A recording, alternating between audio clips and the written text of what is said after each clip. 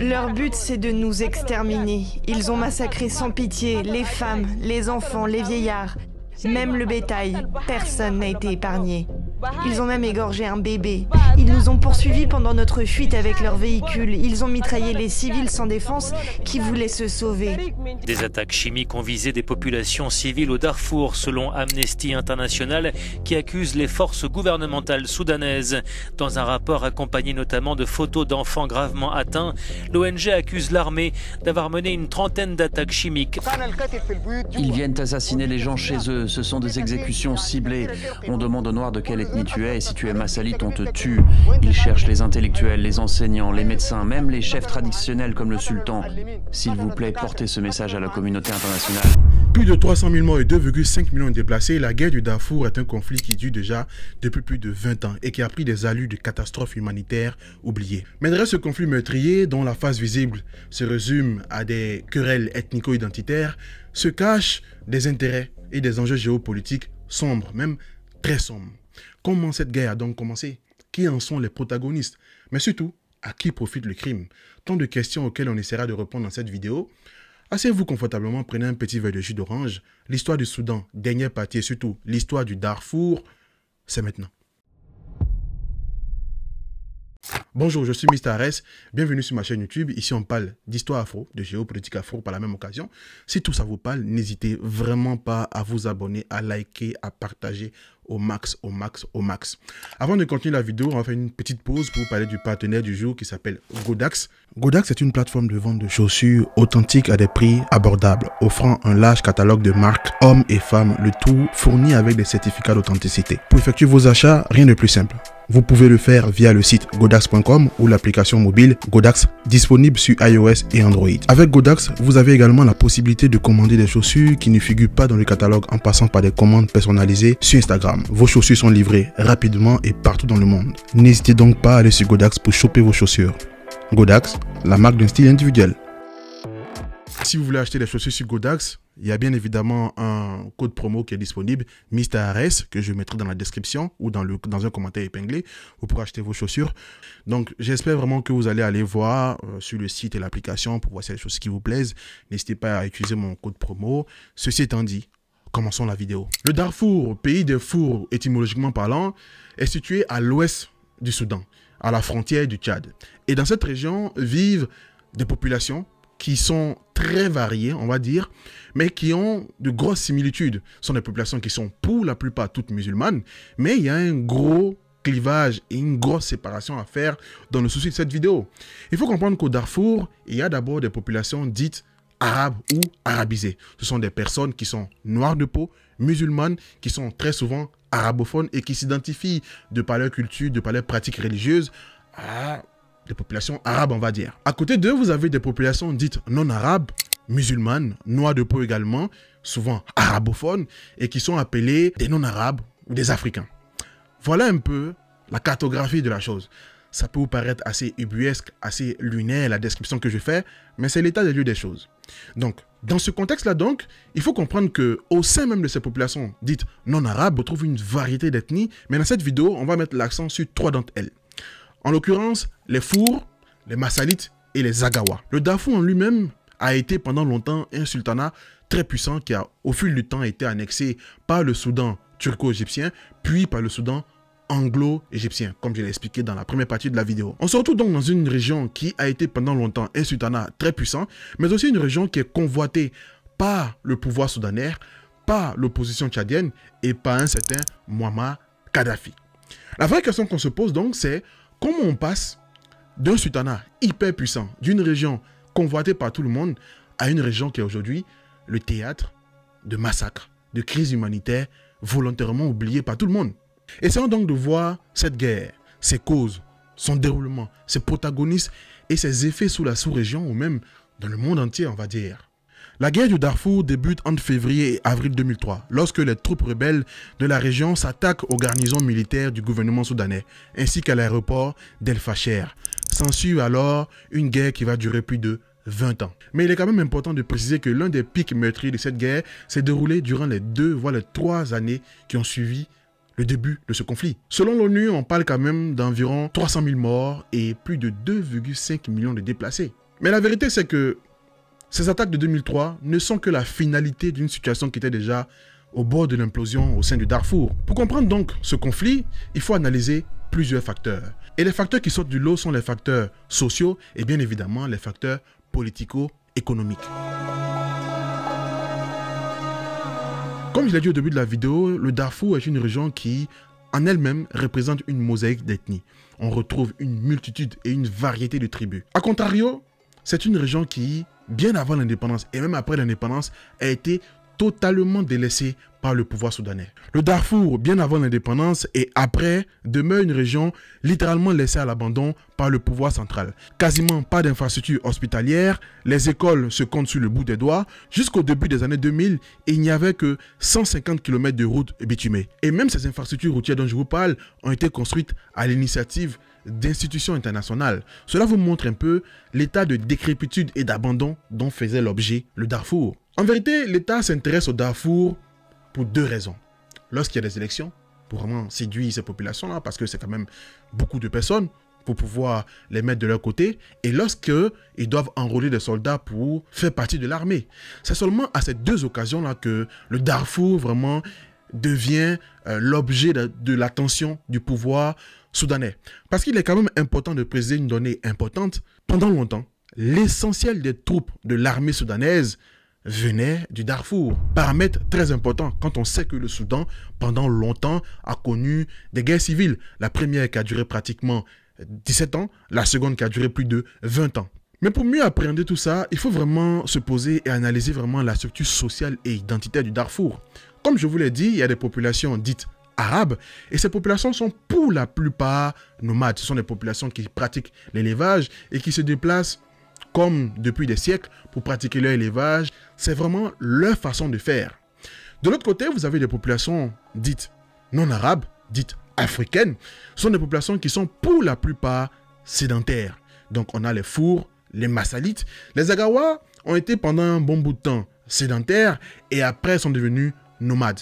Mais ce que vous devez retenir globalement, c'est qu'on a d'un côté des populations nomades dites arabes qui pratiquent l'élevage. De l'autre côté, vous avez des populations dites non arabes qui sont sédentaires, qui pratiquent l'agriculture. Même si parmi elles, il y a les Agawa qui sont au fil du temps devenus des populations nomades. Voici un peu la cartographie. Bien évidemment, ce n'est pas figé dans le marbre, ce qui ne veut pas dire que vous ne retrouverez pas des Massalites qui font de l'élevage ou inversement. Si je vous présente vraiment de façon générale la stature des choses.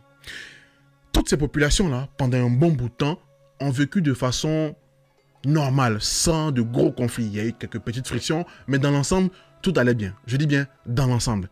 Même si, par le passé, les populations dites arabes ont effectué des razzias pour capturer des populations dites non arabes pour les vendre comme esclaves dans la péninsule arabique, on va dire. Mais cela n'a pas empêché quand même que ces deux catégories de populations-là puissent vivre, on va dire, de façon plutôt normale. Le problème qui se pose, c'est que en 1984-85, le Soudan, comme de nombreux pays de la Corne d'Afrique, est frappé par une sécheresse violente qui fait planer vraiment des risques de famine. Et comme je vous l'ai expliqué dans la première partie, dans la seconde partie de l'histoire du Soudan, cette fameuse sécheresse a eu beaucoup d'impact sur la situation sociopolitique au Soudan, de façon générale. Et bien évidemment que le Darfour a été impacté. Je m'explique. Il faut savoir que ces populations dites nomades-là vont vraiment un peu partout. Mais les choses se passaient plutôt bien. Mais lorsque cette fameuse sécheresse, qui est d'ailleurs la deuxième en environ 10 ans, on va dire, arrive, l'eau se fait de plus en plus rare. Les populations nomades dites arabes commencent donc à venir un peu plus vers le sud, où vivent les populations sédentaires dites non arabes, pour venir sur les terres. Le problème qui se pose, c'est qu'en pleine sécheresse, l'une des denrées les plus rares, c'est l'eau. Et les deux catégories de population ont des activités économiques pour lesquelles l'eau est un élément clé. L'agriculture, il faut de l'eau. L'élevage, il faut de l'eau.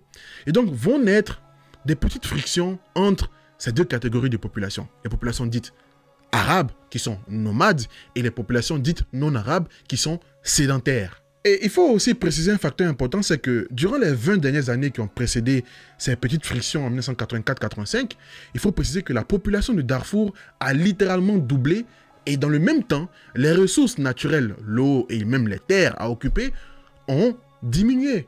Donc ça fait que on se retrouve dans une situation où il y a beaucoup plus de personnes à nourrir, à loger, pour des ressources qui commencent à s'amenuiser du fait de la sécheresse. Et ça pose un vrai problème.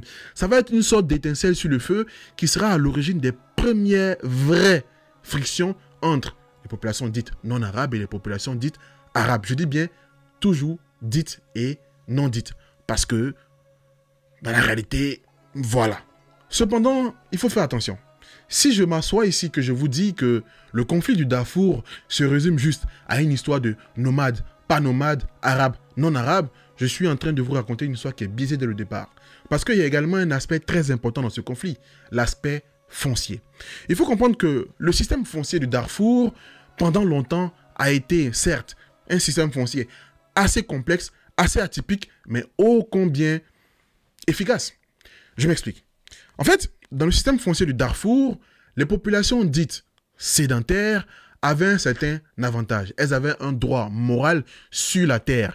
Cela n'empêchait pas les populations nomades d'occuper ces terres dans la mesure où elles sont tout le temps en train de bouger. Ce qui se passe, c'est qu'au fil du temps, les habitudes de vie vont changer. Du fait de choix personnels, les populations nomades commencent à se sédentariser et du fait de la politique de l'État soudanais également, qui veut que ces populations nomades-là commencent à s'installer à des endroits et qu'elles y restent. Parce que pour déployer vraiment la politique de développement, la politique d'urbanisation, de recensement, il faut que les populations soient logées à des endroits bien précis. Paradoxe dans l'histoire, c'est que l'État soudanais qui veut que ces populations se sédentarisent ne fait absolument rien dans la région. C'est un paradoxe. Donc vous vous retrouvez dans une situation où ces populations dites arabes, pendant longtemps, ont eu un système foncier qui n'était pas à leur avantage, mais du fait de leur façon de vivre, ce n'était pas forcément problématique. Sauf que là maintenant, elles veulent des terres, et elles veulent des terres situées à de bons endroits. Là, à la sécheresse, au nord, l'eau s'est faite de plus en plus rare. Le sud est beaucoup moins touché. Donc, ces populations dites arabes, dites nomades, veulent désormais avoir des terres. Et ça pose un vrai problème. Elles ont deux leviers. Le premier levier, c'est vraiment d'agir de façon politique. Occuper des hauts postes, occuper des postes importants. Et comme ça, avoir vraiment la possibilité de changer la donne. Le second levier, c'est l'usage de la force. Bien évidemment, il est quand même important de préciser une chose, c'est que à cette époque, du simple fait que dans l'armée, l'essentiel des soldats venait du Darfour, on a donné la possibilité quand même aux gens, aux personnes dites non arabes, dites sédentaires, notamment les fours, d'avoir des cadres venant de leur région au sein des instances gouvernantes. Pas forcément des hautes instances, mais des instances gouvernantes. Est-ce que c'est la raison pour laquelle les populations dites non arabes n'ont pas usé de l'aspect diplomatique pour arriver à leur fin? Quoi qu'il en soit, ces populations-là ont commencé donc à attaquer les populations dites non arabes et donc sédentaires. Voilà les premières frictions qui ont commencé en 87-88 entre les non arabes et les arabes. Jusque-là, j'espère que vous me suivez. Vous comprenez bien que des conflits entre ethnies, des conflits entre tribus, des conflits entre catégories de population ne sont pas des motifs suffisants pour faire durer une guerre pratiquement plus de 20 ans, une guerre qui continue jusqu'au jour d'aujourd'hui. Bien évidemment que dans ce conflit, l'élément qui va amener tout ça au stade de guerre meurtrière, au stade de crise humanitaire, c'est l'aspect politique. Je ne vous fais pas de dessin si je vous dis que conflits ethnico-identitaires mêlés à des histoires politiques ne font pas bon ménage. Eh bien, c'est ce qui s'est passé au Darfour. On a pris une situation où vous avez deux catégories de population qui avaient des frictions sur le partage des ressources naturelles, notamment l'eau. Vous y ajoutez désormais des considérations politiques. Parce qu'il faut comprendre une chose, c'est que le Darfour est une région du Soudan. Mais le Darfour est dans un environnement qui est de base instable. Comme je l'ai expliqué dans la première et dans la seconde partie de la vidéo, le Soudan, pendant longtemps, est un pays qui a été plongé dans une instabilité politique qui ne dit pas son nom. 2 guerres civiles, des coups d'État à foison, et le Soudan lui-même est situé dans une région qui est en proie à une grosse instabilité. Les pays voisins sont touchés de plein fouet. Pas des crises, pas des guerres. On parlera d'ailleurs dans de prochaines vidéos de la Somalie, de l'Éthiopie, de l'Érythrée. Donc, fondamentalement parlant, le Darfour était condamné vraiment à avoir des problèmes parce qu'autour d'elle, il y avait des problèmes.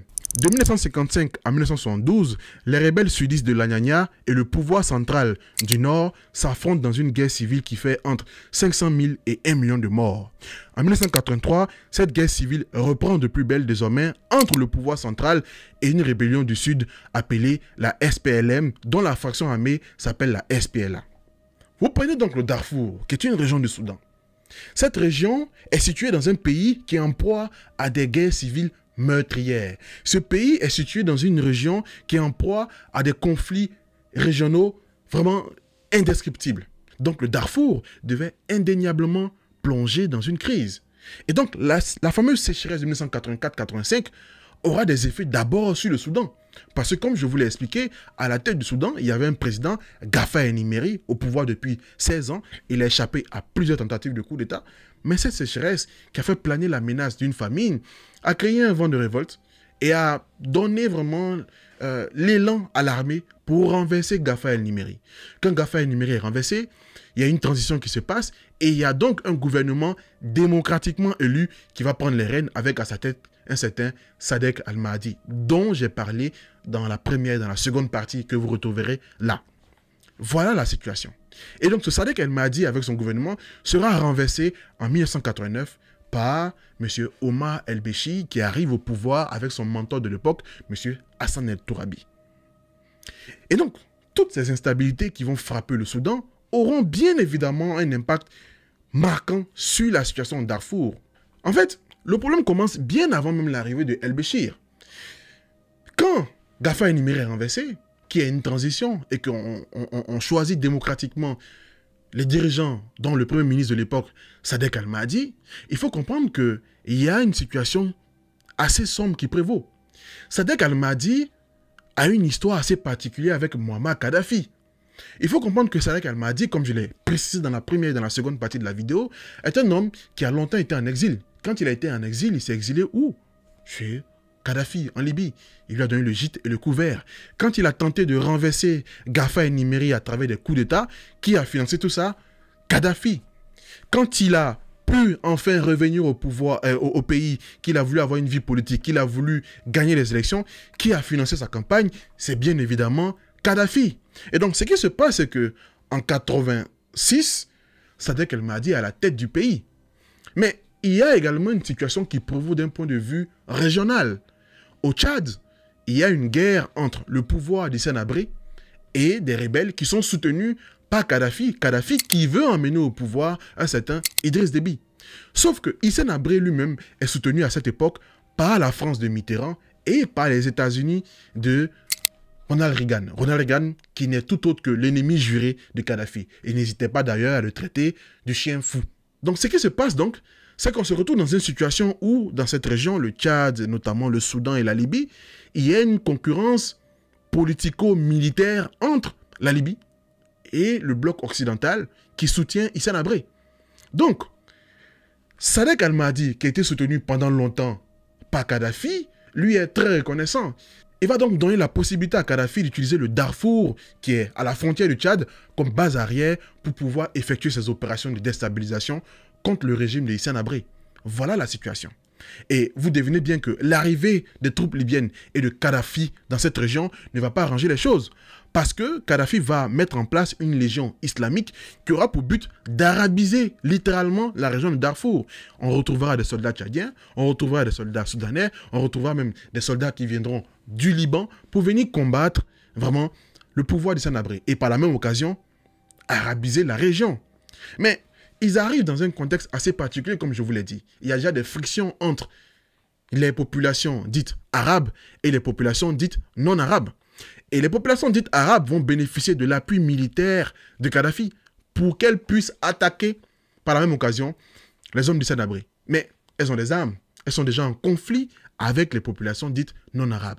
Vont donc se mettre en place des milices qui vont opérer de façon très sombre. On parle de massacres, d'assassinats, d'exécutions. Et les populations qui seront visées dans un premier temps ce sont les Fours. Dans cette histoire, les populations dites non arabes au sein desquelles on retrouve les Fours, les Massalites et les Agawa, l'histoire va commencer d'abord avec les Fours, puis avec les Massalites, et après les Agawa vont entrer dans la danse. Mais dans un premier temps, ce sont les Fours qui vont être visés par les attaques de ces milices arabes. Ok?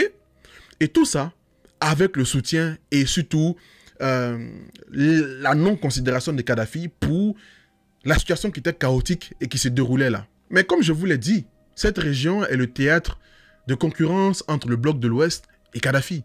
Et les États-Unis et la France sont bien conscients que Kadhafi est insatiable et que dans cette région, il veut non seulement asseoir son autorité dans le Darfour, mais il veut surtout avoir la possibilité de renverser Hissène Habré. Et donc là, les Américains et les Français vont commencer à indirectement soutenir les populations fours, les populations sédentaires, qui vont également mettre sur pied des milices d'autodéfense. Mais il faut comprendre une chose, c'est que les Américains et les Français ne font pas ça parce qu'ils ont de la compassion pour les populations sédentaires dites non arabes. Ils font ça parce que c'est aussi la manière pour eux, de façon prolongée, de combattre les visées et l'envie d'hégémonie de Kadhafi sous la sous-région. Donc, à mi-chemin, je vous fais un petit bilan. On se retrouve dans une situation où, de base, pour des raisons que je vous ai expliquées, les populations dites arabes s'affrontent avec les populations dites non arabes au sein desquelles on retrouve les Fours, les Massalites et les Agawa pour de l'eau, pour les terres. La situation n'étant pas déjà assez compliquée, les troupes de Kadhafi vont venir dans la région du Darfour pour l'utiliser comme base arrière afin de déstabiliser le pouvoir de Hissène Habré au Tchad. Et donc, en réponse à tout ça, les Américains vont également venir s'ingérer dans cette situation avec les Français. Voilà un peu, à mi-chemin, la complication du conflit du Darfour qui est en train de s'opérer en plein milieu des années 80. Mais pour ne pas arranger les choses, parce que bien évidemment ce ne serait pas assez beau si le conflit s'arrêtait là, il faut également prendre en compte une donnée importante, c'est que, comme je vous ai dit en début de vidéo, une bonne partie des soldats de l'armée soudanaise provenaient du Darfour. En contrepartie, les populations de Darfour, les populations dites non arabes, espéraient donc avoir des postes de haute importance dans les sphères dirigeantes du pays. Elles ont eu des postes assez importants, mais jamais vraiment dans les hautes sphères du pays. Elles ont littéralement été snobées à la suite de leur demande, on va dire. Et ça, les rebelles de la SPLA l'ont bien senti. Eux qui n'ont pourtant pas de similarité, pas de connexion, pas de proximité avec les populations du Darfour, vont rentrer dans la brèche et créer donc, avec l'approbation de ces populations, des foyers de résistance au sein du Darfour. D'autant plus que les rebelles de la SPLA, à qui on a attribué peut-être le fait de faire une guerre musulman-chrétien, ont commencé à avoir quand même assez d'envergure dans le conflit qui se passait. Parce que comme je vous l'ai expliqué, on est désormais en 1989, le gouvernement de Sadek Al-Mahdi a été renversé par un militaire du nom de Omar El-Béchir. Omar El-Béchir arrive avec son mentor de l'époque, Hassan El-Tourabi, qui est quand même d'une branche assez radicale de l'islam. Ok? Et ce tandem islamico-militaire là est soutenu par les États-Unis, par Israël, par la Chine et par Riyad, l'Arabie Saoudite. Et donc, c'est le moyen pour ces grandes puissances-là de combattre les envies de Kadhafi dans la région. Premier point. Et donc, ce qui se passe, c'est que, bien évidemment, le pouvoir de M. Omar El-Béchir et Hassan El-Tourabi, qui a intensifié les frappes, intensifié les attaques, intensifié vraiment la guerre contre la rébellion du Sud, voit d'un très mauvais œil cette nouvelle proximité qui est en train de naître entre les populations du Darfour et les populations de la SPLA qui sont au sud du Soudan. Donc ça, c'est très très mal vu. Omar El-Béchir et son acolyte Hassan El-Tourabi vont donc décider d'instrumentaliser le conflit qui est en train de se passer au Darfour. Parce qu'à la base, ils sont dans un conflit nord contre sud. Le Darfour n'est même pas encore considéré. On y prend certes des soldats, mais le Darfour n'est pas encore considéré. Mais ils se rendent compte qu'ils commencent à avoir des problèmes au Darfour. Et là, ils vont instrumentaliser ce conflit qui est en train de se passer entre populations dites non arabes et populations dites arabes. Je m'explique. Il faut comprendre une chose, c'est que dans l'entendement du gouvernement soudanais, il était peut-être concevable que les populations du Sud, qui sont pour la plupart chrétiennes et animistes, se rebellent, se révoltent et veuillent même limite faire sécession. C'était Ils n'acceptaient pas ça, mais ils l'entendaient. Mais ce qui était beaucoup moins concevable, qu'ils entendaient beaucoup moins, c'était le fait qu'au Darfour, il y ait des problèmes. Parce que le Darfour, pour eux, ça a été toujours la région tampon, la région où on allait séduire en cas d'élection, la région où on allait recruter en cas de besoin de soldats dans l'armée. Et ça ne devrait en aucun cas être une région qui devrait être le foyer de révolte ou de résistance à l'encontre de leur régime. Quand ils voient que ces populations du Darfour, en l'occurrence ces populations dites non arabes, veulent être beaucoup plus partie prenante dans la gestion du pays, veulent être beaucoup plus intégrées dans la gestion du pays, ils se disent, attention, là, cette région-là, pour nous, c'est une région où on va vraiment pêcher des militaires, on va pêcher des électeurs. Cette région-là ne doit pas être un foyer de résistance, déjà qu'on a du mal à gérer vraiment la rébellion du Sud. Ce qu'ils vont faire, c'est qu'ils vont prendre la méthode du diviser pour mieux régner. Ils savent que en France au nord, il y a déjà un conflit entre ces populations et les populations dites arabes. Ils vont donc s'asseoir et analyser la situation. Comme je vous l'ai dit, il y a des milices arabes qui attaquent des populations civiles. Qui se fasse la guerre entre milices, je n'y vois aucun problème. Enfin, je n'y vois aucun problème. Je l'entends. Mais ces milices, pour la plupart, attaquaient des populations civiles, commettaient des exactions d'une cruauté inimaginable. Et là, le pouvoir soudanais va commencer à faire preuve d'un laxisme exacerbé. Ils vont voir ces massacres, ils vont se taire, ils ne vont jamais broncher. Pire, ils vont désormais décider de soutenir ces milices afin qu'elles puissent commettre ces exactions meurtrières. Et là, vous devez vous dire pourquoi. Je m'explique. Je l'ai dit et redit ici qu'une bonne partie, voire l'essentiel de l'armée soudanaise venait du Darfour, notamment des populations sédentaires, notamment les Fours et les Massalites. Ok? Il est donc inconcevable, voire incohérent, de prendre cette armée pour aller commettre des exactions contre les populations dites non arabes qui commencent à déranger.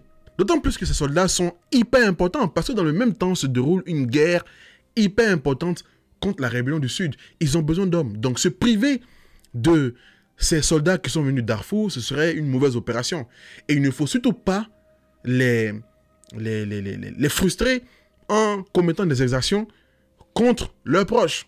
Ce que le pouvoir va faire, c'est qu'ils vont mettre en place un système bien plus machiavélique. Alors, ils ont compris que prendre l'armée, prendre des soldats qui sont issus du Darfour pour aller commettre des exactions contre des populations de Darfour, ce n'est pas bon. Ils vont donc commencer à financer et à soutenir ces milices arabes qui vont aller commettre des exactions contre les populations de Darfour. Comme ça, officiellement, ils n'ont jamais commis d'exactions contre ces populations. Et c'est ce qui va donner naissance à une milice appelée les Janjaweed. En fait, ces Janjaweed, c'est pas comme si c'est maintenant qu'ils ont été créés. Ce sont des milices qui agissaient de façon dispersée contre les populations civiles sédentaires, non arabes, contre les milices d'autodéfense non arabes, qui agissaient également pour le compte de Kadhafi. Mais désormais, tout est structuré. L'État va mettre à leur disposition des moyens, les finances et l'équipement qu'il faut. Parce que les Janjaweed, étymologiquement parlant, c'est des esprits à cheval, ou selon d'autres, c'est les diables à cheval. Mais dans la pratique, ils ne seront pas qu'à cheval. Ils viendront avec des pick-up, ils viendront avec des armes modernes, et ils vont commettre des exactions d'une cruauté inimaginable. On parle de viol, on parle d'assassinat, on parle d'exécution, on parle d'hommes, d'enfants et de femmes qui ont été assassinés, on parle d'expropriation, on parle de réfugiés. Ces populations fuient donc pour aller dans les régions frontalières, donc au Tchad, et même là-bas, ils sont pourchassés, assassinés avec la complicité, voire la validation du pouvoir soudanais. Et ces Janjaweed-là, étant donné que ce sont plusieurs milices qui sont réunies, ont plusieurs chefs. Parmi ces chefs, il y a Moussa Hilal et un certain Mohamed Daglo, dit Emeti. Retenez bien ce nom, ce sera très important pour la suite de l'histoire. Mohamed Hamdan Daglo et Moussa Hilal sont tous deux issus de la tribu des Rizegad. C'est donc sous leur commandement que les atrocités de tout genre seront perpétrées à l'encontre des populations civiles non arabes du Darfour. Il faut vraiment se poser et réaliser la cruauté de ce qui se passe. Ces gens-là, ces Janjaweed, vont effectuer des expéditions punitives pour massacrer les populations civiles dites non arabes avec l'appui de l'armée. Parce que très souvent, l'armée, en tout cas l'aviation de l'armée, effectue des frappes et après les Janjaweed terminent le travail. Très souvent. Quand ce n'est pas le cas, ils effectuent les expéditions punitives directement sans appui de l'armée. Voilà la situation qui prévaut. Et tout ceci se passe dans l'anonymat général. Parce qu'on n'a pas encore pris conscience qu'il y a un véritable massacre qui est en train de se passer. Je vous ai dit, c'est les fours en majorité qui étaient touchés. Sauf qu'en 2001, 2002, les Massalites, qui sont également des populations dites non arabes et sédentaires, vont commencer à manifester contre le fait qu'ils sont expropriés de leurs terres, chassés par ces milices arabes, notamment les Janjaweed. Et les représailles ne vont pas se faire attendre. Ce sera vraiment une recrudescence de massacres, d'assassinats en tout genre. Ceci au vu et au su du pouvoir soudanais de M. Omar el-Béchir. À cette époque, Omar el-Béchir avait les bonnes grâces des États-Unis et de leurs alliés. Donc, il pouvait faire ce qu'il voulait. À cette époque déjà, il y avait de gros massacres qui étaient perpétrés. Mais personne ne parlait. Les Américains ne bronchaient absolument pas. Surtout qu'à cette époque, les Américains exploitaient déjà le pétrole du pays. Donc, ils ne voyaient aucun intérêt à venir dire qu'il se passe des exactions, des massacres en tout genre sur le sol soudanais. Personne ne parlait. Et la communauté internationale n'avait pas encore pris la mesure du drame qui était en train de se jouer au Darfour. C'était tellement grave que ça prenait une tournure de nettoyage ethnique. On avait l'impression, en tout cas, ce qui se dégageait, c'était que vraiment, l'armée voulait effacer, vraiment, de cette région, l'armée appuyée par les Janjaweed, voulait effacer de cette région l'existence des populations, de ces populations-là, dites non arabes, prendre leurs terres et s'y installer, très clairement. Et donc, au sein de ces populations dites non arabes-là, Four, Massalit et Zagawa, on va vite passer des milices d'autodéfense à des factions armées bien organisées, bien structurées, mais surtout bien armées. La première est l'armée de libération du Soudan, ALS, avec à sa tête un avocat de l'ethnie Four, du nom de Abdel El-Wahid Mohamed Nour. Va naître également une faction armée luttant contre les Janjaweed et le régime islamiste de Khartoum. Et cette faction armée est le Mouvement pour la justice et l'égalité, MJE, dont la colonne vertébrale est l'ethnie Zagawa. Je précise également, il faut quand même balancer les propos et dire la vérité, qu'à la tête de ces factions armées, il y a des hommes qui, pour la version officielle, ont pour but de lutter contre les Janjaweed et le pouvoir central soudanais, mais en réalité, ce sont des gens qui ont très vite commencé à s'accaparer des richesses de la région et lutter pour des causes plutôt personnelles. Ça, il faut le dire. Mais il faut quand même préciser que les Zagawa ne sont pas des populations nombreuses dans la région, mais sont des populations qui ont un gros impact. Parce que les Zagawa ont la particularité d'être au Soudan, mais d'être également au Tchad. Et à cette époque, au Tchad, désormais, qui est président, Idriss Déby. Idriss Déby est de l'ethnie Zagawa. Mais ça, on y reviendra. La vraie question qu'il faut se poser, c'est comment on passe de milices d'autodéfense à des factions armées aussi bien organisées, aussi bien structurées et aussi bien armées, en l'occurrence l'ALS et la MJE. La réponse à cette question s'explique par les guéguerres qui se passaient au sommet de l'État. Je vous rappelle qu'on est en 99-2000. Le torchon commence à brûler entre les Américains et le pouvoir en place, notamment le pouvoir de M. Omar el-Béchir et son acolyte Hassan el-Tourabi, pour X et une raison, dont le fait que ce pouvoir-là se soit rapproché de certains mouvements terroristes, notamment avec le fait que Osama Ben Laden ait élu domicile au Soudan pendant une bonne période jusqu'à 1996, par le fait qu'ils aient reçu d'autres terroristes, par le fait que des opérations terroristes contre les positions américaines sur le continent ont été lancées depuis le Soudan, par le fait surtout que désormais le pétrole soudanais n'est plus la chasse gardée des Américains, notamment l'entreprise Chevron n'est plus là, c'est désormais l'affaire des Asiatiques, notamment la Chine. Donc les Américains ne sont plus en modèle de sainteté avec le pouvoir d'Omar el-Béchir. Pire, au fil du temps, ils vont se rapprocher de la rébellion de John Garang. Ça, j'en ai parlé dans la vidéo précédente, la deuxième partie. Ce qui se passe donc, c'est qu'à ce stade de l'histoire, au sein du pouvoir, il y a des frictions qui commencent à se passer. Omar el-Béchir est conscient que les Américains ne le soutiennent plus. Pire, il est conscient que les Américains sont contre lui. Et ce n'est pas bien, en tout cas ce n'est pas bon pour les affaires, d'avoir les États-Unis contre soi. D'autant plus que les États-Unis ont effectué des frappes au Soudan. Donc Omar el-Béchir commence à être de plus en plus réticent aux directions que M. Hassan el-Tourabi prend. Parce que pendant longtemps, Hassan el-Tourabi a été l'éminence grise du pouvoir. C'était vraiment le cerveau. Et donc, il commence à être un peu réticent. Dans le même temps, Hassan el-Tourabi, qui est désormais l'équivalent du patron du Parlement, a fait voter des lois pour empêcher Omar el-Béchir de cumuler des mandats. Et donc, commence des frictions. Omar el-Béchir le fera arrêter, le fera emprisonner, il sera libéré. Et donc, ce dernier-là a pendant longtemps engrangé beaucoup d'argent, a pendant longtemps engrangé des contacts et des connexions, notamment dans les pays du Golfe.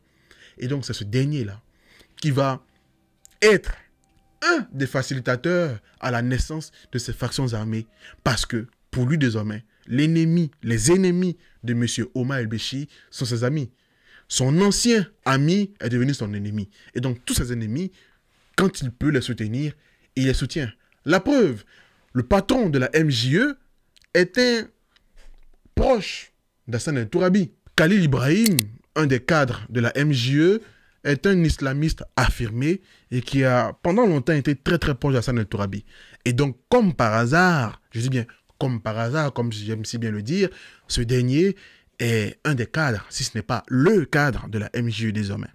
Voilà également un des facteurs qui peut expliquer cette éclosion de ces factions armées, qui étaient pourtant des petites milices d'autodéfense face aux Janjaweed. Donc, on commence désormais à avoir un certain équilibre en termes de force. Mais c'est là qu'il se passe vraiment des choses incohérentes. Parce que sur le terrain, ces milices-là vont très vite gagner des victoires. Mais à contrario, les populations dites non arabes, dites sédentaires, font l'objet d'exactions, d'attaques des Janjaweed. En fait, c'est comme si les Janjaweed ne s'évertuent pas à attaquer les milices armées, les factions armées, elles vont plutôt attaquer les populations civiles dans un but, s'aimer la terreur, pousser les populations civiles à quitter leurs terres afin qu'eux-mêmes puissent les occuper. Parce que le fond du problème, un des fonds de ce problème, c'est le foncier. Donc, s'ils peuvent s'aimer la terreur et pousser ces populations à fuir, ce serait bien. Donc, voilà la situation. Pendant qu'on se fait les petits cripages de chignons, des populations civiles se font massacrer, assassiner. On viole, on tue, on assassine des femmes, des enfants. Pire, c'est que on tue même les ânes et on les met dans les puits. Et ce procédé a un but très précis, un but machiavélique. Il faut savoir que quand on fait les expéditions punitives de ce genre, les rescapés s'enfuient généralement à dos d'âne. On tue donc les ânes, on jette ces ânes dans les puits. Pourquoi? Pour que le cadavre de ces ânes pollue l'eau de ces puits. Comme ça, ces populations ne peuvent pas s'enfuir, ne peuvent pas s'abreuver et donc vont finalement mourir. Voilà la situation. Au vu et au su de Omar el-Béchir. C'est dans ce contexte qu'en 2003, va commencer officiellement la guerre du Darfour. En janvier 2003, au Darfour, des attaques anti-gouvernementales ont lieu et sont revendiquées par la SRLA. En représailles, Khartoum laisse agir les Janjaweed, s'aimer la terreur dans tout le Darfour. Vous avez vu? Ce qui se passe, c'est que ces milices-là ont commencé à attaquer, ont commencé à prendre des positions. En représailles, Omar el-Béchir laisse carte blanche aux Janjaweed de faire ce qu'ils ont envie de faire contre les populations civiles. Le but est réel, c'est redessiner la région. Vraiment, vider la région de ces populations sédentaires dites non arabes. Ce conflit qui jusque-là était resté caché commence à vraiment sortir aux yeux du monde. Parce que de plus en plus de populations arrivent à la frontière du Tchad, se mettent dans des camps, dans des bidonvilles, dans des camps vraiment de fortune. Et donc, ça devient des camps de réfugiés qui sont toujours attaqués par les Janjaweed. Mais aux yeux du monde, on commence à voir des réfugiés qui s'amassent. Et on se pose des questions. Qu'est-ce qui se passe? On creuse, on voit qu'il se passe vraiment un massacre vraiment cruel, nauséabond qui est en train de se dérouler au vu et au su de tout le monde. Renversement de situation, Colin Powell, un des cadres de l'administration Bush, sort et lâche une bombe. I concluded that genocide has been committed in Darfur and that the government of Sudan and the Janjaweed bear responsibility. Il dit littéralement que le pouvoir de M. Omar el-Béchir est en train d'effectuer un génocide contre les populations du Darfour, ces populations dites non arabes, les Fours, les Massalites. Et là, tout le monde s'est dit, oh, génocide, comment ça? En fait, le mot est lâché. Il a dit génocide. Et là, naturellement, s'il y a génocide, si les instances internationales comme l'ONU prennent acte qu'il y a un génocide, naturellement, il faut agir. C'est non négociable. Et c'est là que vous allez voir que vont commencer donc des jeux géopolitiques assez malsains. Parce qu'il faut comprendre que les motivations des États-Unis ne sont pas des motivations empathiques, des motivations qui ont pour but d'aider qui que ce soit. Ce sont des motivations très malsaines. Les Américains ne sont plus en odeur de sainteté avec Omar el-Béchir. Pendant longtemps, Omar el-Béchir tuait, ils n'ont jamais voulu broncher. Là maintenant, le pouvoir d'Omar el-Béchir est devenu un pouvoir, entre guillemets, proche de Ben Laden que eux-mêmes ont financé à une époque. Le pouvoir d'Omar el-Béchir donne ses marchés de pétrole à la Chine. Pire, à cette époque, on est quand même à une période où il se passe une guerre en Irak. Une guerre qui a été motivée soi-disant par des armes chimiques et une guerre qui prend des allures d'échecs cuisants, on va dire. Et donc, c'est le moyen pour eux de nourrir cet électorat anti-musulman, parce que c'est existant, hein, il y a un électorat anti-musulman américain qui existe, de le nourrir avec cette idéologie selon laquelle il y a un génocide qui est en train de se dérouler, et ce génocide est en train de se dérouler par le biais d'un pouvoir musulman. Mieux, c'est également le moyen pour eux de détourner l'attention vraiment de la classe critique politique américaine de ce qui est en train de se passer en Irak. Donc il y a plusieurs motivations, toutes sortes de motivations, sauf des motivations saines et empathiques. Cependant, cela ne veut pas dire que les affirmations des Américains étaient fausses. Parce que, étrangement, l'ONU, l'Union européenne, l'Union africaine bien évidemment qui a suivi, ont toutes conclu au fait qu'il y a des massacres, certes, qui se passent au Darfour, mais ce n'est pas un génocide. Pourquoi? Parce que s'il y a génocide, il faut agir. Et là, on se pose des questions. Il y a plusieurs entités. Il y a les États-Unis, il y a l'Union européenne, il y a l'ONU, il y a l'Union africaine, il y a la Chine. Pourquoi tous ceux-là se battent sur le terme génocide? Si les gens meurent, allez les aider. Non, on se bat, génocide, pas génocide. Et c'est là que vous allez comprendre que la subtilité de cette signification a une importance capitale dans la suite des événements. C'est quoi un génocide? Selon la définition de l'ONU, un génocide désigne des actes commis dans l'intention de détruire tout ou partie d'un groupe national, ethnique, racial ou religieux. De vous à moi, ce que je suis en train de vous décrire, ce qui est en train de se passer au Soudan, est-ce que ce n'est pas un génocide? C'est comme ça toujours. Même dans l'histoire du Cameroun, on a massacré les Bassa et les Bamileke, on a dit non, c'était pas un génocide, ils se faisaient assassiner. Bref. Donc, pendant que les gens sont en train de mourir, d'autres trouvent le moyen de faire de la sémantique. Ok? Bref. Maintenant que vous avez compris la définition du génocide, analysons un peu l'importance de ce terme. L'ONU se bat pour dire que ce n'est pas un génocide. Ils ont même fait des enquêtes qui ont conclu à des massacres, mais pas un génocide. Et la question qu'on pourrait se poser, c'est pourquoi donc ce n'est pas un génocide selon l'ONU? La réponse est toute simple. L'ONU n'a pas conclu un génocide. Et donc, pourquoi l'ONU n'a pas vite reconnu? La vérité, c'est que, probablement, qu'ils n'avaient pas vu qu'il y avait un génocide qui se déroulait. La seconde option, c'est que, peut-être que l'ONU était consciente qu'elle n'avait pas les moyens militaires, mais surtout diplomatiques, d'agir en cas de génocide. Parce que tu ne peux pas reconnaître en tant que l'ONU qu'il y a un génocide et rester les bras croisés.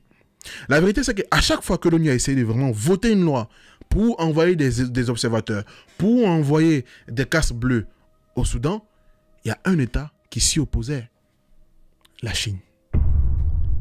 Et là, vous devez vous dire, comment quelqu'un s'oppose au fait qu'on aille aider des gens qui se font massacrer? No sense. Et c'est là que la Chine intervient. La Chine menace même de placer son veto pour s'y opposer, parce que la Chine doit protéger le pouvoir d'Omar el-Béchir. Et c'est là qu'on se pose un certain nombre de questions sur ces acteurs en présence. La Chine, l'UE, les États-Unis. C'est quoi? Qu'est-ce qui se cache derrière leurs agissements? Commençons par la Chine.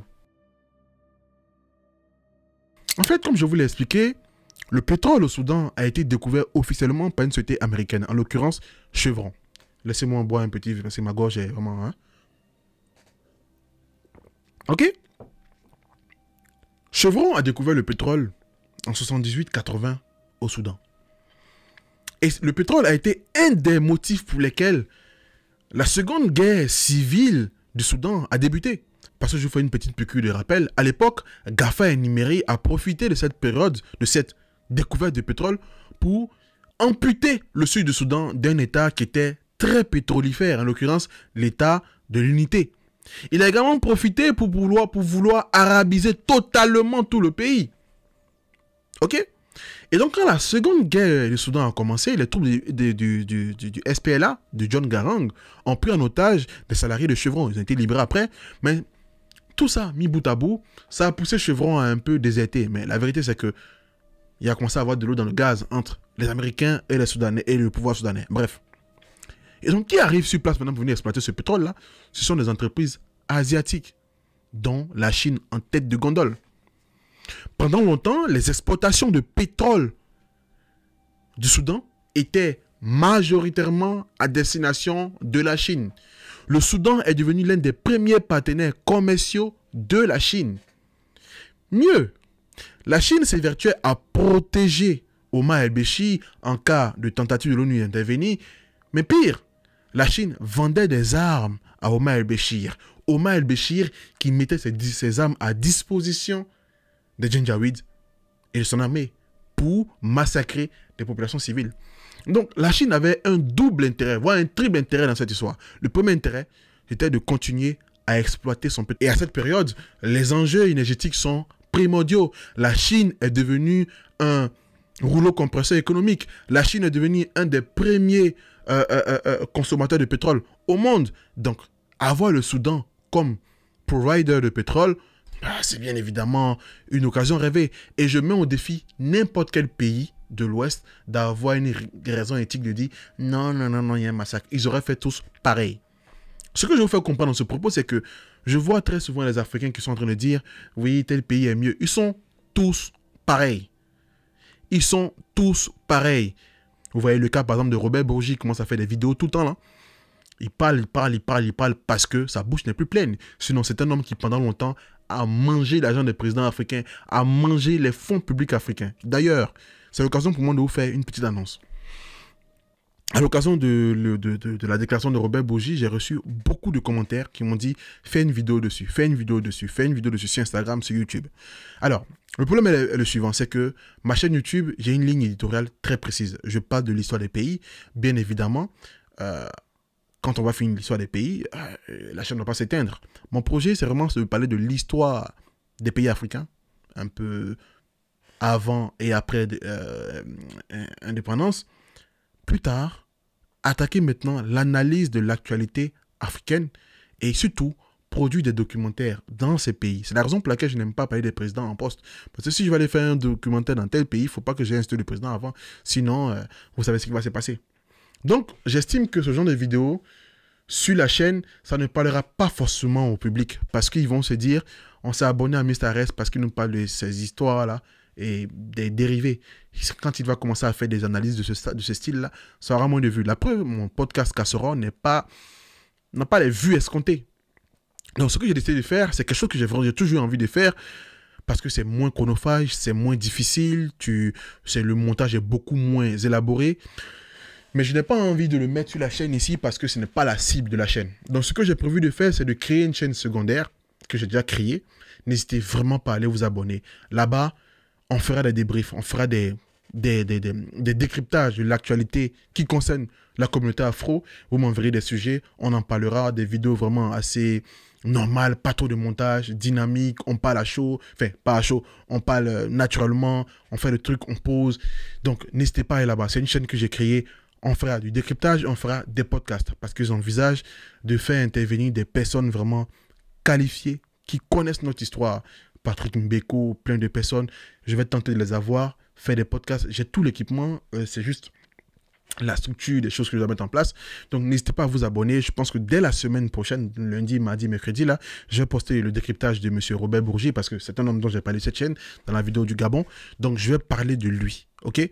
Donc, n'hésitez vraiment pas à aller vous abonner. Je mets le lien dans la description. Je mets le lien en commentaire épinglé. Abonnez-vous à la seconde chaîne de Mr. Ares. Ça s'appelle Ares React and Podcast. On fera là-bas des réactions, des podcasts, des décryptages. Abonnez-vous. C'était la petite parenthèse. Donc, on revient à nos moutons. La Chine, qui a un triple intérêt. Elle se fait du pétrole, elle vend des armes, et surtout, il faut savoir qu'à cette époque, la Chine n'est plus l'allié des États-Unis. La guerre froide est finie. La Chine et les États-Unis, maintenant, ont commencé à se faire des petites frictions. Ils sont devenus des grands concurrents au monde entier. Ils se font des petites guéguerres à travers le monde entier, dont l'Afrique. Et donc là, c'est le moyen pour eux de damer le pion aux Américains. Donc, en aucun cas, ils ne veulent que Omar el-Béchir se sente frustré, se sente vexé. Ils font tout pour le protéger. La réalité de la géopolitique, de la politique. Mais ça encore, ça va. Parce que c'est un pays, ils font pour leurs intérêts, c'est sadique, c'est nauséabond. Je ne suis pas surpris. Attaquons-nous à l'Union européenne. L'Union européenne qui pendant longtemps a dit que non, il n'y avait pas de génocide. Pourquoi pas? Ils ne s'en sont pas aperçus. Mais ce qui est troublant, c'est qu'en 2010, une étude sérieuse sort et montre que l'Union européenne a eu à signer des partenariats avec Omar el-Béchir. De quel partenariat parle-t-on? Il faut comprendre que le flux migratoire a toujours été l'un des chevaux de bataille de l'Union européenne. Donc il fallait lutter contre le flux migratoire. Le Soudan étant une région par laquelle ces migrants passent, ils ont trouvé le moyen de signer un partenariat avec le Soudan pour que le Soudan puisse endiguer l'arrivée de ces migrants, comme on a fait avec la Tunisie, avec le président, comme on a fait avec beaucoup de pays. On a fait ça avec le Soudan. OK? Et donc, ce qui se passe, c'est que on se rend compte que l'Union européenne disait qu'il n'y avait pas de génocide, peut-être parce qu'ils ne s'en sont pas rendus compte, mais quand on met à côté de ça le fait qu'en 2010, on découvre qu'il y a des accords entre le Soudan, l'armée de Omar el-Béchir et surtout les Djingaouides pour lutter contre l'arrivée des migrants en Europe, on s'est dit, est-ce que vraiment ils n'étaient pas aperçus de cette fameuse existence de génocide? Question. Comme par hasard, pendant que les gens sont en train de mourir, vous avez des États qui pour du pétrole, qui pour des ventes d'armes, d'autres pour des partenariats contre l'immigration, ferment leur bouche. Vous avez également les Américains qui ouvrent grandement leur bouche maintenant, alors que bien avant ça va commencer, ils voyaient, ils ne parlaient pas. Ils ouvrent leur bouche maintenant parce qu'ils sont fâchés avec l'État soudanais. Donc à aucun moment, quelqu'un n'agit réellement dans l'intérêt des victimes. Et pendant que je suis en train de vous parler, pendant que l'histoire avance, les massacres continuent. Les populations civiles se font assassiner, se font exécuter. Pire, c'est que Omar el-Béchir ne veut en aucun cas d'organismes humanitaires sur son territoire. Finalement, l'ONU va réussir à envoyer des observateurs, 13 observateurs, pour tout le Darfour.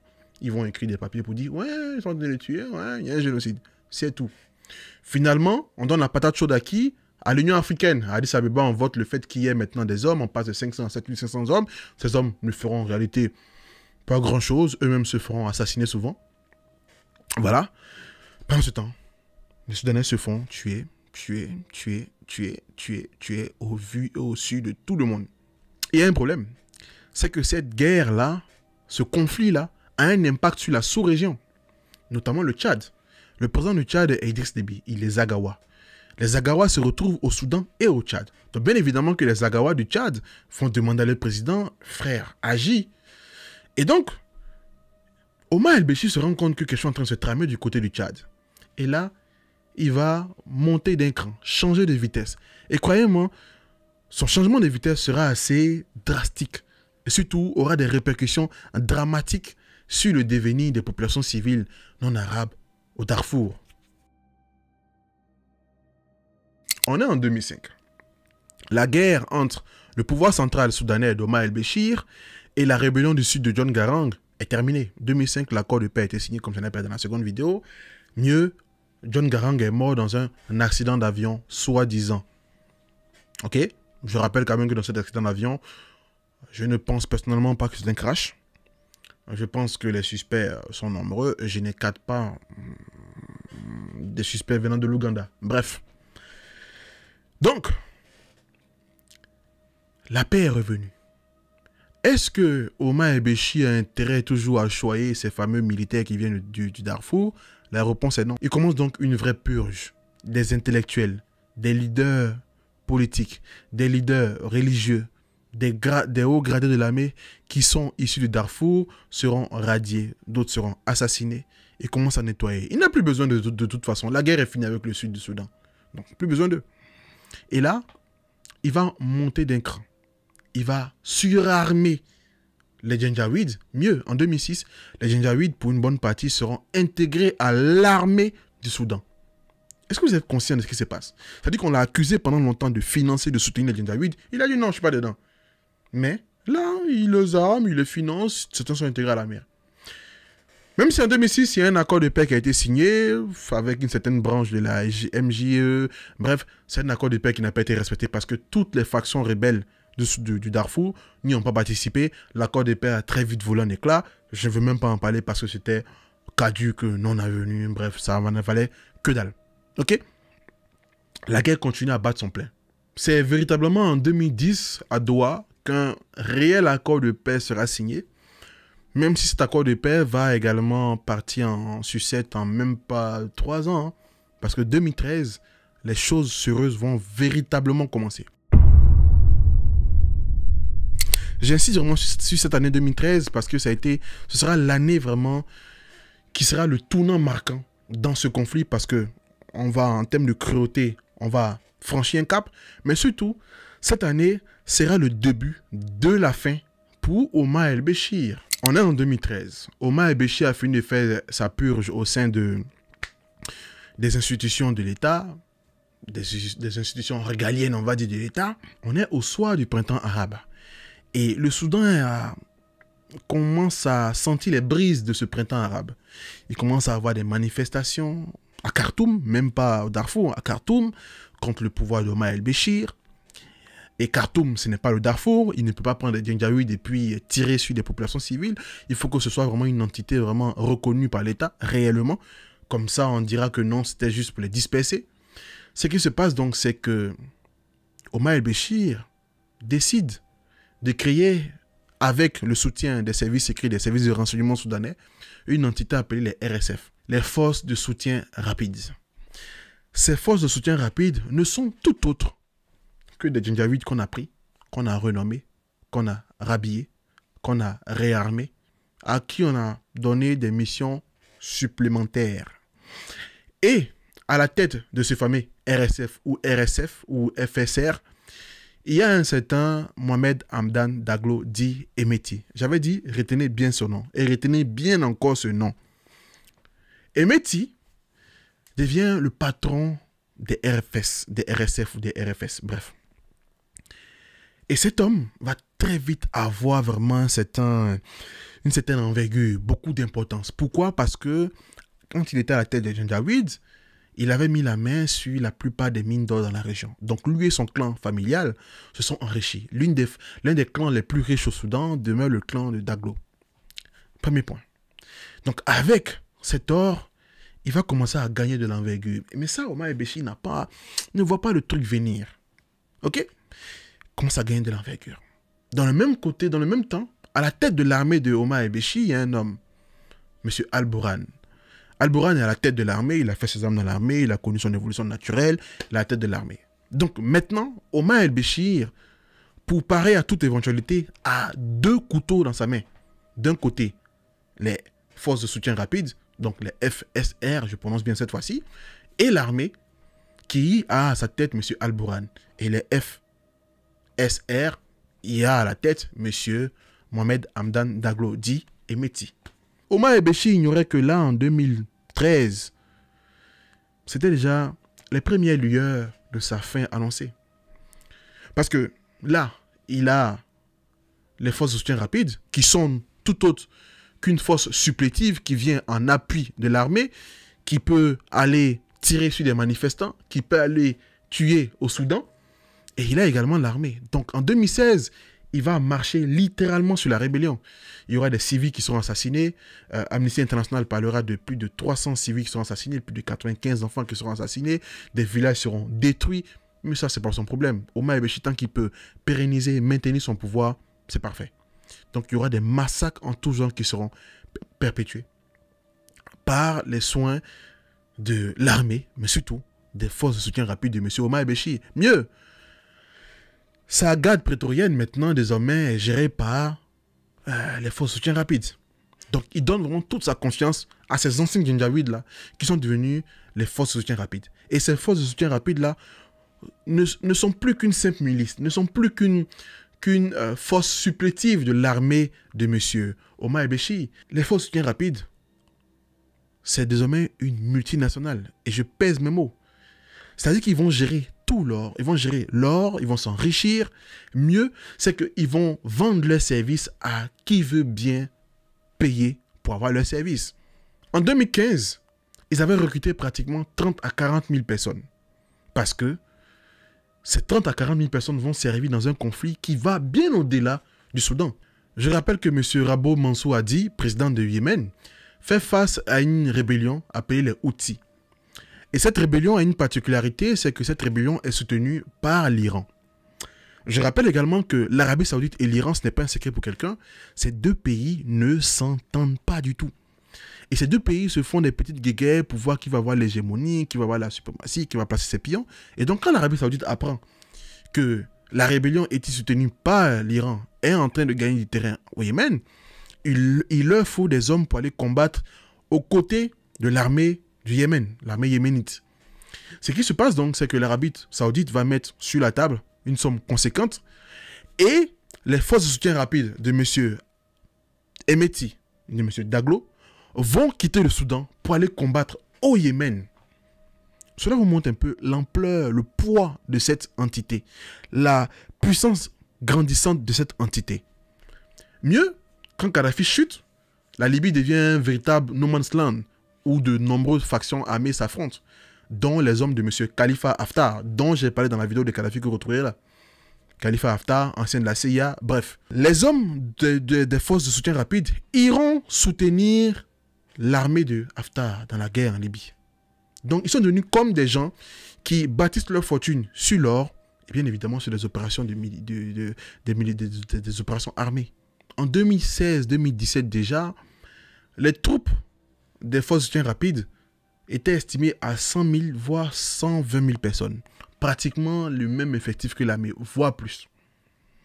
Donc, jusque-là, ça va. En 2016, quand il faut lancer une offensive sur les troupes rebelles dans le Darfour, bien évidemment que ces troupes vont faire une bouchée de pain. On parle quand même de plus de 300 civils assassinés, on parle des enfants de 90 enfants assassinés, on parle de plus de 170 villages détruits. C'est Amnesty International qui le dit, c'est pas moi qui le dis. Tout cela avec la validation de M. Omar el-Béchir. Je vous parle comme ça, la guerre du Soudan est en train de se faire, pendant que je parle, des civils sont en train d'être assassinés. Jusqu'au jour d'aujourd'hui, ça ne se dit pas en français même, je le dis, jusqu'au jour d'aujourd'hui, la guerre du Soudan est en train de se dérouler, on est en train de massacrer. Tous les jours, il y a des articles qui parlent de massacres en tout genre. Je veux vraiment que vous réalisiez que ce conflit est un conflit qui est la matérialisation de l'hypocrisie occidentale. Et pas qu'occidentale, hein, bien évidemment, la Chine et tout ça. Mais Omar el-Béchir, on est en 2016-2017, et il ne le sait pas, mais il est vraiment à l'aube de sa chute. Étant plongé dans son histoire de maintien au pouvoir, de conquête de son hégémonie et tout ce qui va avec, il a littéralement oublié ce pourquoi il était au pouvoir, la gestion du pays. Parce qu'à Khartoum, des voix se font entendre. Parce qu'il faut comprendre que le Soudan a été frappé par l'embargo des États-Unis, embargo sur les armes, mais pas que. Les États-Unis ont essayé de boycotter comme ils pouvaient le Soudan. Ça a eu bien évidemment des effets. Et il faut comprendre également que le Fonds monétaire international, qui est à la botte des États-Unis, a mis en place un plan d'austérité. Et dans ce plan d'austérité, beaucoup de boîtes ont été privatisées. Donc ça a encore plongé le Soudan dans une crise avec une inflation grandissante. les denrées alimentaires étaient devenues très chères, le pain est devenu très cher, et donc les populations soudanaises, dès décembre 2018, sont sorties dans les rues pour manifester. Ces populations ont été matées par les forces de soutien rapide. Mais elles sont restées dans les rues, dans toutes les villes, toutes les grandes villes du Soudan. Il y a eu des manifestations monstres. Je dis bien monstres. C'est ainsi que 4 mois plus tard, M. Omar el-Béchir a été renversé par l'armée soudanaise. L'armée qui nourrissait tel un gros démon avec toutes les armes et les finances qu'il fallait. La suite, on la connaît. Après, il y a eu un gouvernement de transition avec d'un côté M. Daglo, d'un côté M. Al-Bourad, d'un côté un ministre civil. Finalement, le ministre civil a été éjecté. Désormais, c'est les deux généraux qui se font la guerre. M. Daglo a créé une multinationale qui gère l'or et tout ce qui va avec. Désormais, dans cette guerre, il y a l'Ukraine, il y a la Russie, il y a Wagner, il y a les Américains, il y a les Français, même si on n'en parle pas beaucoup, il y a les Chinois. Bref, le Soudan est devenu un no man's land à ciel ouvert où on massacre, on tue sans foi ni loi en ne craignant aucune représailles. Omar el-Béchir, quand il massacrait les gens qui étaient au pouvoir, l'ONU a émis plusieurs mandats d'arrêt contre lui. Finalement, au final, après qu'il a été déchu de son poste, il a été arrêté. Bref, l'ONU et la CPI, bien sûr. Bref, voilà la situation. Et pendant que je vous parle, à l'heure où je vous parle, à l'heure là où je vous parle, si vous tapez seulement Darfour sur Google, vous verrez qu'il y a eu un massacre. Les massacres se font tous les jours. Absolument rien ne se fait. Il y a quelques organismes internationaux, quelques organismes humanitaires. Le conflit est en train de s'embraser. C'est-à-dire qu'au Soudan, aujourd'hui, il y a des troupes ukrainiennes qui vont combattre. Il y a des troupes russes qui vont combattre, alors que le conflit russe-ukrainien se déroule à 4000 km de là. Ok? Voilà un peu l'histoire du Soudan. J'aurais pu aller beaucoup plus loin, mais je pense que pour le Soudan, on en a assez fait. On va s'arrêter là. On va aller d'abord continuer la vidéo du Sénégal. Après, on fait la vidéo de la Guinée. Après, on fait le Bénin. Après, on sort un peu d'Afrique de l'Ouest. Après, on revient. On doit faire le Burundi. On doit faire la Guinée-Bissau. On a plein de pays à faire. N'hésitez vraiment pas à aller vous abonner sur la chaîne Arex React and Podcast. Et c'est là-bas qu'en commentaire sur Instagram, vous me direz est-ce que tu peux parler de ce sujet. On fera des vidéos réactions. On fera des lives là-bas. Ici, ça sera un peu plus carré. Vidéo de pays, jusqu'à ce qu'on bascule vers les documentaires, vers les histoires un peu plus trucs. Et puis voilà. Donc, n'hésitez vraiment pas à vous abonner. Pour les personnes qui sont dans l'onglet subscription, je vous dis merci pour tout. Pour les personnes qui font des Tipeee, merci pour tout. Parce que grâce à vous, je n'achète plus de livres de ma poche. Les livres que j'achète, la plupart, c'est des Tipeee, c'est des soutiens. Je sais que dans l'onglet subscription, je suis beaucoup absent, mais je reviens. J'essaie vraiment de remettre du contenu parce que ces derniers temps, j'ai pas beaucoup publié. J'espère également que vous avez aimé cette vidéo. Avant de partir, je vais quand même vous refaire un petit check-up de ce que m'a ramené Godax. Alors, Godax, comme je vous ai dit, c'est une marque qui vend des chaussures de toute marque. Ils mettent sur les plateformes. S'il n'y a pas la chaussure sur le catalogue, vous pouvez leur écrire. Et s'ils ont la possibilité de commander la chaussure pour vous, ils la commandent. Vous voyez là, c'est une Jordan 1 que j'ai commandée, qui m'ont envoyé. Il n'y a pas que ça, d'autres Jordan. Bref, franchement, c'est un jeune Africain qui fait ce qu'il peut, qui se bat, qui fait des choses nobles. Ce n'est pas des paris sportifs ou des entreprises de ce genre ou des trucs comme ça. Donc, n'hésitez vraiment pas à aller voir sur le site si vous avez besoin de chaussures ou articles de ce genre. Il y a mon code MrRS que vous pourrez utiliser pour avoir 15%. Je mettrai les conditions dans un commentaire épinglé ou dans la barre de description. N'hésitez vraiment pas à aller voir là-bas. Et puis, ce sera également le moyen pour vous de soutenir parce que, in fine, vraiment, le business model, c'est pouvoir un jour vraiment arrêter de mettre les pubs pour ne pas vous empêcher de regarder vos vidéos. Parce que, sincèrement, YouTube, ces derniers temps, me fait du sale. Vraiment pour du sale. Sur 4 vidéos postées, ils m'ont démonétisé 3. La dernière, ils m'ont démonétisé. J'ai fait la réclamation. Généralement, c'est entre 2-7 jours. Généralement, ils répondent en 3 jours. Mais là, ils font espérer répondre le plus tard possible. Comme ça, quand ils vont la remonétiser, le plus gros des vues sera passé probablement. Ou ils ne vont même pas la remonétiser. Bref. Donc, si par ces partenariats, on arrive un peu à compenser le temps passé sur ces vidéos, c'est vraiment pas mal. Donc, merci pour tout, les amis. Je vous souhaite vraiment une bonne fin de journée, de bonne soirée pour ce dimanche. Portez-vous bien, on s'attrape pour une prochaine vidéo. N'hésitez pas à aller vous abonner sur AS React and Podcast. Parce que là-bas, on va faire des vidéos un peu plus décontractées, des vidéos un peu plus réaction, des vidéos un peu plus participatives, on va dire, des vidéos moins dans la recherche, c'est des montages hyper faciles, c'est des vidéos beaucoup plus intuitives, on va dire. Donc, portez-vous bien, prenez soin de vous et bisous bisous.